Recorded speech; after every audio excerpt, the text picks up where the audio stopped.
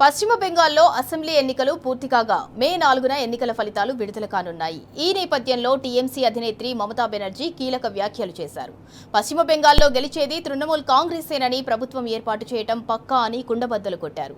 బెంగాల్లో గెలిచేందుకు బీజేపీ ఎన్నో కుట్రలు చేసిందని, ప్రధాని మోదీ, కేంద్ర హోంమంత్రి అమిత్ షా బీజేపీ సగం దండు ఇక్కడే దిగిందన్నారు. సిఆర్పీఎఫ్ బలగాలను ఉపయోగించి గెలిచేందుకు ప్రయత్నించిందని, అయితే ఓటర్లు తమ వైపే మొగ్గు చూపారని చెప్పింది దీది. সহ্য করে সেন্ট্রাল ফোর্স এবং এখানকার ফোর্স সবার যৌথ অত্যাচার সহ্য করেও টোটাল সমস্ত machinery government of India, prime minister, home minister থেকে শুরু করে পুরো গভর্নমেন্ট অফ ইন্ডিয়া এবং 19টা রাজ্যের বিজেপি নেতাদের এবং অর্থ ভাণ্ডার, শক্তির ভাণ্ডার, বন্দুকের ভাণ্ডার নিয়ে যারা বাংলার মানুষকে জব্দ করতে চেয়েছিলেন, জব্দ তারা কিন্তু ভোট বাক্সে হয়ে গেছে।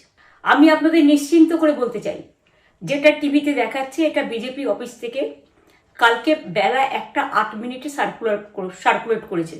বিজেপি যতই ভাবুন, ভেবেই বসে থাকুন, আর যতই অপপ্রচার করুন, মনে রাখবেন জবাব পাবেন 4 তারিখে সন্ধ্যের মধ্যে।